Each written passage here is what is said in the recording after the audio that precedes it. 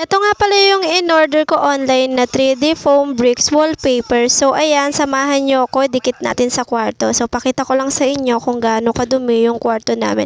So ayan yung kortina na ginagamit namin sa kwarto, and ayan, linisin na natin. Syempre, nagpatulong na din ako kay hubby para mas mabilis natin malinis or matanggal yung mga kalat dito sa ating kwarto. And yes, yung mga nakasabit, tanggalin na din. At guys, share ko lang sa inyo, dalawang paleta nga pala yung gamit naming pang bed frame. Wala lang, share ko lang.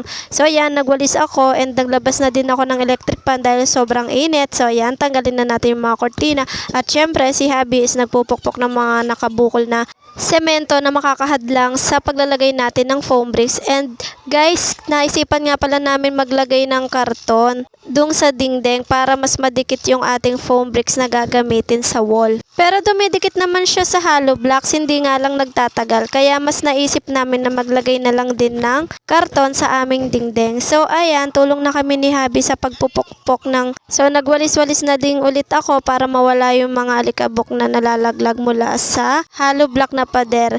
So ayan guys, halingin na kami sa pagpupukpok para kahit papaano nakakapahinga yung bawat isa sa amin, diba? So ayan, nagdidikit na po kami ng wallpaper or yung 3D foam bricks. Guys, madali lang naman magdikit ng foam bricks. Meron naman kasing pattern yan. So, susundan mo na lang yung pattern na yan. And mabilis lang din namin siyang naikabit, guys. Dun lang kami napatagal sa pagkakabit ng karton. And kumain na din pala kami kasi nagutom kami. Kaya ayan, hinainan ko si hubby at kumain na kaming sabay. Pagkatapos namin kumain, nagdikit na ulit kami para mas mabilis namin matapos yung pagdidikit namin. And guys, 20 pieces nga pala yung in-order ko na foam bricks na wallpaper.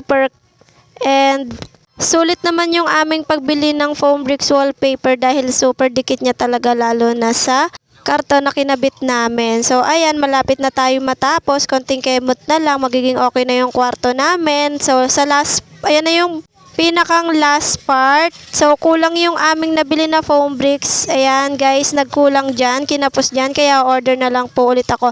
So ayan, since naikabit na natin lahat ng foam bricks, nagwalis-walis lang muna ako and dinayos ko yung mga nakakalat dyan. At syempre, map na din ako ng sahig para matanggal din yung mga alikabok. And charan, o diba, sobrang ganda na ng aming kwarto. Ang ganda niya. Naging maaliwalas na yung aming kwarto, diba? Guys, kung gusto nyo din bumili, i-click nyo lang yung link na nasa description para maka-order kayo. Yun lang!